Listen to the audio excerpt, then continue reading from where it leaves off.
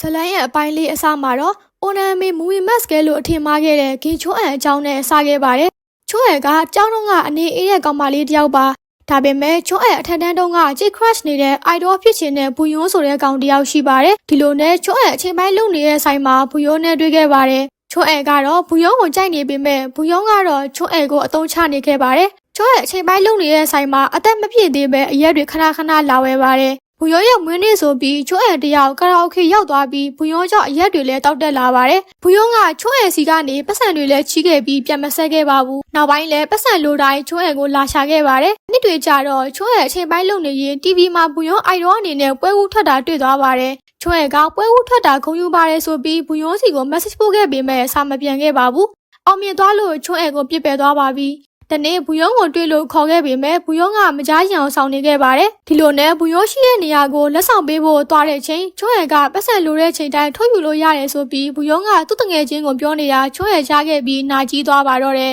။ဒါကြောင့်ချိုးရယ်ကဘူယုံရဲ့ကြောင်းတုံးကမကောင်းကြောင်းတွေ post တင်လိုက်ပါတော့တယ်။ဒီလိုနဲ့ဘူယုံအဖွဲကနေနှုတ်ထွက်ခဲ့ရပါတယ်။နောက်တော့ချိုးရယ်တယောက်လည်းမျက်နှာခွဲစစ်ခဲ့ပါတယ်။ဒီလိုနဲ့နှစ်တွေကြာတဲ့အခါချိုးရယ်အလုံးလုံးနေတဲ့နေရာမှာစုပ်ပြက်နေတဲ့ဘူယုံကိုတွေ့ခဲ့ပါတယ်။ချိုးရယ်ကအမှတ်မရှိပဲသူချိုးရယ်ပါဆိုပြီးဘူယုံကိုသွားမိတ်ဆက်ပါတော့တယ်။ဘူယုံမှာပိုင်ဆိုင်တာဆိုတော့ကားတစ်စီးကလွဲပြီးမရှိပါဘူး။ဘူယုံကအရင်ကအိုက်ဒေါဖြစ်ခဲ့ဘူးလို့အလုပ်လုပ်ရမှာကိုလည်းကြောက်နေခဲ့တာပါ။ချိုးရယ်ကအပြစ်ရှိစိတ်ဝင်ပြီးအလုပ်ရှာလို့တွေ့ရတဲ့အထိဘူယုံကိုတွေ့ရင်မှနေတိုင်းပါတယ်။ဘူယုံအတွက်ပတ်ဆက်ပူရမယ့်အလုပ်ကိုရှာလုပ်ခဲ့ပါတယ်။ဒါပေမဲ့အိမ်မှာတော့ဘူယုံကဘာလို့မှမလုပ်ပဲဂိမ်းထိုင်ဆော့နေပြီးချိုးရယ်အိမ်မှာတွေ့ကက်နေပါတယ်။ဒီအကြောင်းတွေကိုချိုးရယ်ကအိုနမ်မေကိုပြပြနေတာပါ။အိုနမ်မေကနေ့အကြောင်းမသိချင်ဘူးမူမီမတ်စကဲမှာရှိလေလို့မေးပါတယ်။မူမီမတ်စကဲကလူငယ်ရဲ့2လကချိုးရယ်လုံးလုံးနေတဲ့ဆိုင်ကိုရောက်လာခဲ့ပြီးသူ့ရဲ့နေရာကသူ့ဖောက်တယ်တွေကိုလွတ်သွားတယ်လို့ချိုးရယ်ကပြောပါတယ်။အိုနမ်မေကမယုံလို့ချိုးရယ်ကသူ့လဲမူမီမတ်စကဲကိုတက်ပစ်ချင်နေတဲ့သူပါလို့ပြောပါတယ်။တကယ်တော့အိုနမ်မေကိုမူမီမတ်စကဲနဲ့ပတ်သက်ပြီးချိုးရယ်ပြောခဲ့တာတွေကအလင်းညာတွေပါ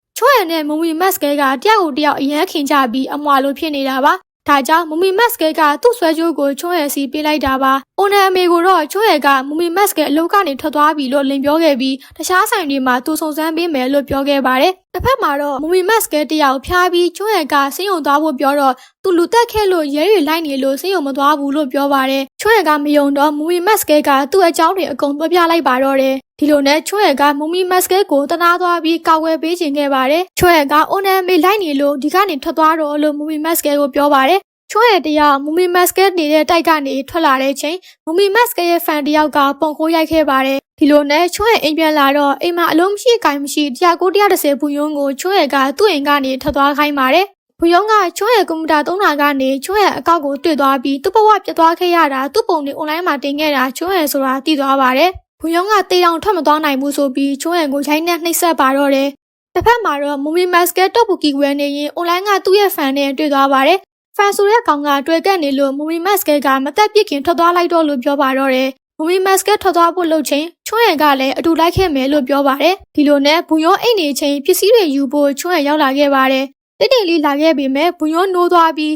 ချိုးရယ်ကိုရိုက်ပါတော့တယ်။အဲ့ချိန်မှာမူမီမတ်စကဲရောက်လာပြီးဘူယွန်းနဲ့ချကြပါတော့တယ်။မူမီမတ်စကဲနဲ့ချိုးရယ်ပေါင်းပြီးဘူယွန်းကိုကျိုးနဲ့လေပင်းညစ်ကြပြီးဘူယွန်းခန့်သွားပါတော့တယ်။တစ်ဖက်မှာတော့အိုနမ်မေကချိုးရယ်ကိုဖုံးဆက်ပေးမဲ့ဖုံးမကင်လို့စိတ်တိုးနေပါတယ်။ဒီလိုနဲ့မူမီမတ်စကဲကိုတွေ့ခဲ့တဲ့ဖန်ကအိုနမ်မေစီကိုတရင်ထူးတည်ထားတယ်ဆိုပြီးချိုးရယ်နဲ့မူမီမတ်စကဲပုံလေးပို့လိုက်ပါတော့တယ်။ဒီလိုနဲ့အိုနမ်မေအကြောင်းစုံတည်သွားလို့ချိုးရယ်အိမ်လိုက်သွားပြီးမူမီမတ်စကဲနဲ့ချိုးရယ်နောက်လိုက်သွားပါတော့တယ်။ကားပေါ်မှာမူမီမတ်စကဲကသူ့ကိုယ်ဝင်ရှိနေပြီလို့ပြောပါတယ်။ချိုးနန်ရဲ့ကလေးဖြစ်နေတာပါ။မြင်နာရောက်တော့မူမီမတ်စကဲနဲ့ချိုးရယ်ကဘူယွန်းအလောင်းကိုရေထဲပစ်ချဖို့လုပ်ချိန်အိုနမ်မေရောက်လာခဲ့ပါတယ်။ဒီလိုနဲ့3ယောက်သားချကြပြီးချိုးရယ်ကတနက်မှန်သွားပြီးအိုနမ်မေကချိုးရယ်ကိုတည်သွားပါတော့တယ်။နောက်ဆုံးမှာတော့မူမီမတ်စကဲလည်းအဖမ်းခံလိုက်ရပြီးအပိုင်းလေးပြီးသွားပါတော့တယ်။မူမီမတ်စကဲအဖမ်းခံလိုက်ရပြီးဘာတွေဆက်ဖြစ်အောင်လဲဆိုတာအပိုင်းတစ်တွေမှာကြည့်ရှုဖို့အတွက် like and subscribe လေးလုပ်ပေးပါဦးနော်။ကြည့်ရှုပေးရတဲ့အတွက်ကျေးဇူးအများကြီးတင်ပါတယ်။